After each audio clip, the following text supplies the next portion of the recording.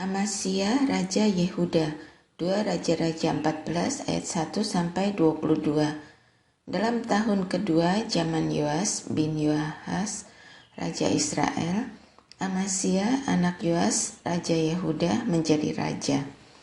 Ia berumur 25 tahun pada waktu ia menjadi raja dan 29 tahun lamanya ia memerintah di Yerusalem. Nama ibunya ialah Yoadan dari Yerusalem. Ia melakukan apa yang benar di mata Tuhan, hanya bukan seperti Daud bapa leluhurnya. Ia berbuat tepat seperti yang diperbuat Yoas ayahnya. Namun demikian, bukit-bukit pengorbanan tidaklah dijauhkan. Bangsa itu masih mempersembahkan dan membakar korban di bukit-bukit itu. Segera sesudah kuasa kerajaan itu kokoh di tangannya, dibunuhnyalah pegawai-pegawainya yang telah membunuh raja, yaitu ayahnya.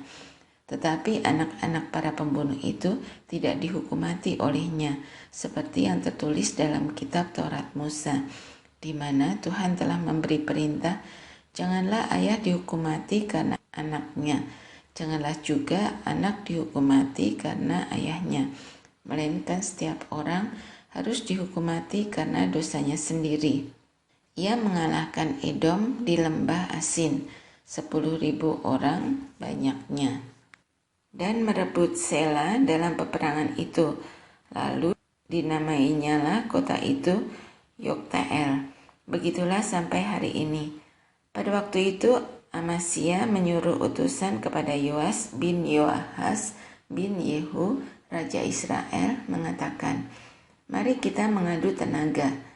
Tetapi Yoas Raja Israel menyuruh orang kepada Amasya, Raja Yehuda, mengatakan, "Rumput duri yang di Gunung Libanon mengirim pesan kepada pohon aras yang di Gunung Libanon. Bunyinya, berikanlah anakmu perempuan kepada anakku laki-laki menjadi istrinya." Tetapi binatang-binatang hutan yang ada di Gunung Libanon itu berjalan lewat dari sana, lalu menginjak rumput duri itu. "Memang engkau telah mengalahkan Edom, sebab itu engkau menjadi tinggi hati. Cukuplah bagimu mendapat kehormatan itu dan tinggallah di rumahmu. Untuk apa engkau menantang malapetaka, sehingga engkau jatuh dan Yehuda bersama-sama engkau?" Tetapi Amasya tidak mau mendengarkan. Sebab itu majulah Yoas Raja Israel, lalu mengadu tenagalah mereka, ia dan Amasya Raja Yehuda, di Bet Semes yang termasuk wilayah Yehuda. Yehuda terpukul kalah oleh Israel, sehingga masing-masing lari ke kemahnya.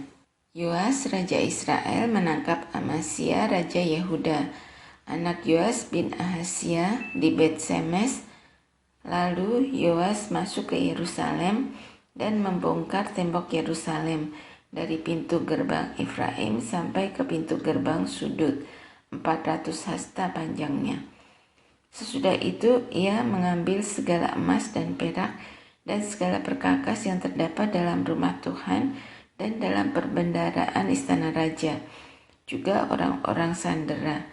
Kemudian pulanglah ia ke Samaria. Selebihnya dari riwayat Yoas, apa yang dilakukannya dan kepahlawanannya, dan bagaimana ia berperang melawan Amasya Raja Yehuda, bukankah semuanya itu tertulis dalam kitab sejarah Raja-Raja Israel?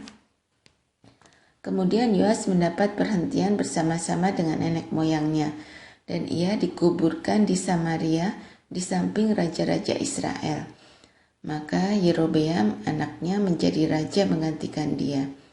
Amasya bin Yoas, Raja Yehuda, masih hidup 15 tahun lamanya sesudah matinya Yoas bin Yoahas Raja Israel.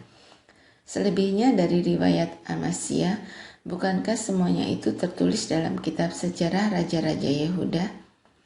Di Yerusalem orang mengadakan persepakatan melawan dia. Sebab itu larilah ia ke Lakis.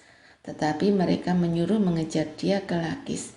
Lalu dibunuhlah dia di sana. Diangkatlah dia dengan kuda lalu dikuburkan di Yerusalem, di samping nenek moyangnya di kota Daud. Segenap bangsa Yehuda mengambil Asaria yang masih berumur 16 tahun dan mengangkat dia menjadi raja menggantikan ayahnya Amasya. Ia memperkuat Elat dan mengembalikannya kepada Yehuda sesudah raja mendapat perhentian bersama-sama dengan nenek moyangnya. Yerobeam bin Yoas raja Israel. 2 Raja-Raja 14 ayat 23-29. Dalam tahun ke-15 zaman Ahazia bin Yoas, raja Yehuda, Yerobeam, anak Yoas, raja Israel, menjadi raja di Samaria. Ia memerintah 41 tahun lamanya. Ia melakukan apa yang jahat di mata Tuhan. Ia tidak menjauh dari segala dosa Yerobeam bin Nebat yang mengakibatkan orang Israel berdosa pula.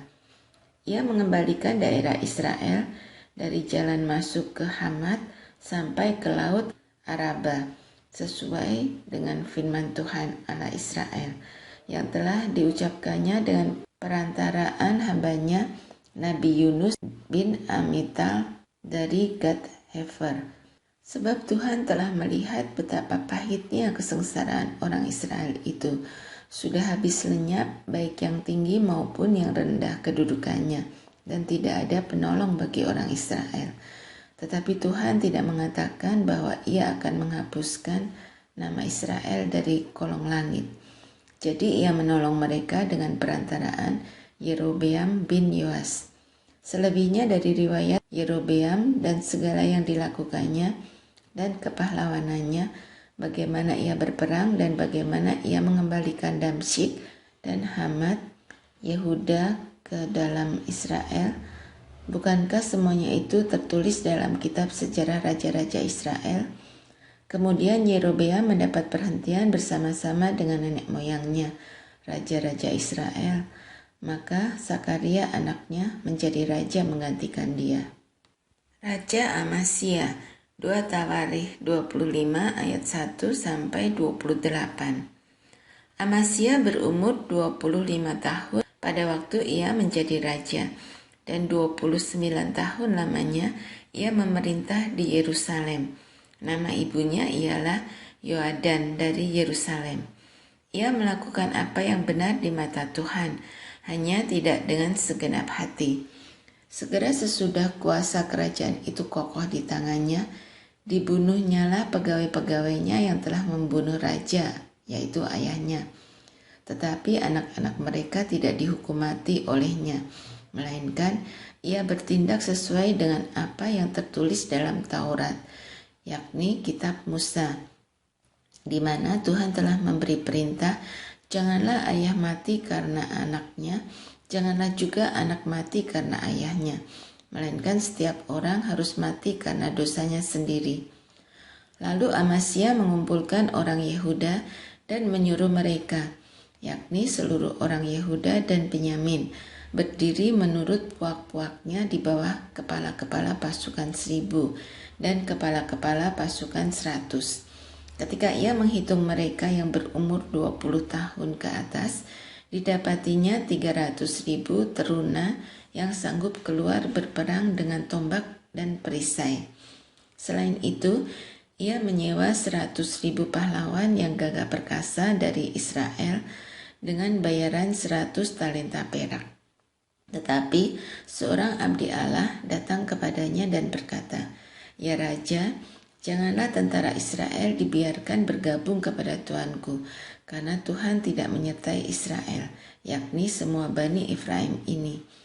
Dan jikalau mereka bergabung juga, bagaimanapun juga perbuatan dan kekuatanmu di dalam perang, Allah akan menggelincirkan engkau di depan musuh, sebab Allah mempunyai kuasa untuk menolong dan menggelincirkan." Lalu kata Amasya kepada abdi Allah itu, "Bagaimana dengan 100 talenta yang telah kuberikan kepada pasukan-pasukan Israel itu?" Jawab abdi Allah itu, "Tuhan dapat memberikan lebih daripada itu kepadamu." Kemudian Amasya memisahkan pasukan yang datang bergabung kepadanya dari Efraim, supaya mereka kembali ke tempat tinggalnya. Maka sangat marahlah mereka terhadap Yehuda. mereka kembali ke tempat tinggalnya dengan marah dan menyala-nyala.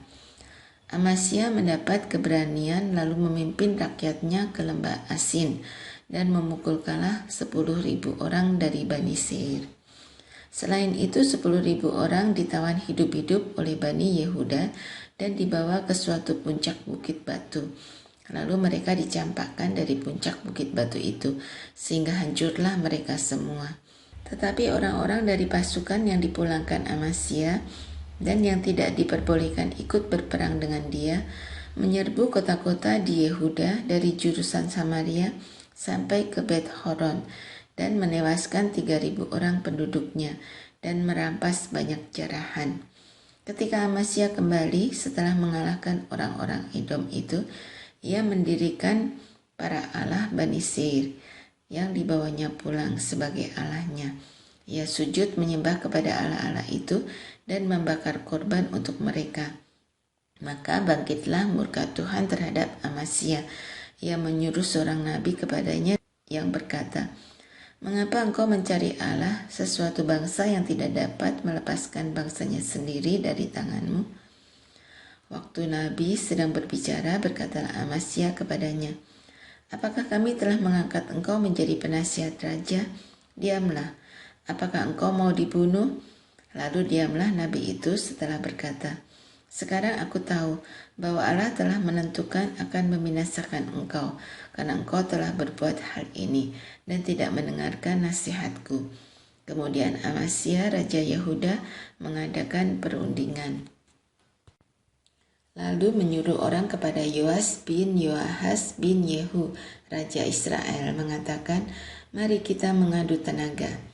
Tetapi Yoas Raja Israel menyuruh orang kepada Amasya Raja Yehuda mengatakan, "Onak yang di Gunung Libanon mengirim pesan kepada pohon aras yang di Gunung Libanon. Bunyinya, berikanlah anakmu perempuan kepada anakku laki-laki menjadi istrinya." Tetapi binatang-binatang hutan yang ada di Gunung Libanon itu berjalan lewat dari sana, lalu menginjak onak itu. "Pikirmu engkau sudah mengalahkan Edom, sebab itu hatimu mengangkat-angkat dirimu untuk mendapat kehormatan. Sekarang tinggal saja di rumah. Untuk apa engkau menantang malapetaka, sehingga engkau jatuh dan Yehuda bersama-sama engkau?" Tetapi Amasya tidak mau mendengarkan, sebab hal itu telah ditetapkan Allah yang hendak menyerahkan mereka ke dalam tangan Yoas, karena mereka telah mencari Allah orang Edom. Sebab itu majulah Yoas Raja Israel, lalu mengadu tenagalah mereka, ia dan Amasya Raja Yehuda di Bet Semes, yang termasuk wilayah Yehuda. Yehuda terpukul kalah oleh Israel, sehingga masing-masing lari ke kemahnya. Yoas Raja Israel menangkap Amasya Raja Yehuda, anak Yoas bin Yoahas, di Bet Semes. Lalu Yoas membawa dia ke Yerusalem. Ia membongkar tembok Yerusalem dari pintu gerbang Efraim sampai ke pintu gerbang sudut, 400 hasta panjangnya. Sesudah itu ia mengambil segala emas dan perak dan segala perkakas yang terdapat dalam rumah Allah dan yang berada di bawah pengawasan keluarga Obed-Edom. Juga perbendaraan istana raja dan orang-orang sandera. Kemudian pulanglah ia ke Samaria. Amasya bin Yoas, Raja Yehuda, masih hidup 15 tahun lamanya, sesudah Yoas bin Yoahas, Raja Israel, mati. Selebihnya dari riwayat Amasya, dari awal sampai akhir, bukankah semuanya itu tertulis dalam kitab Raja-Raja Yehuda dan Israel? Sejak Amasya menjauhi Tuhan, orang mengadakan persepakatan melawan dia di Yerusalem. Sebab itu, larilah ia ke Lakis. Tetapi mereka menyuruh mengejar dia ke Lakis, lalu dibunuhlah ia di sana. Ia diangkut dengan kuda, lalu dikuburkan di samping nenek moyangnya di kota Daud.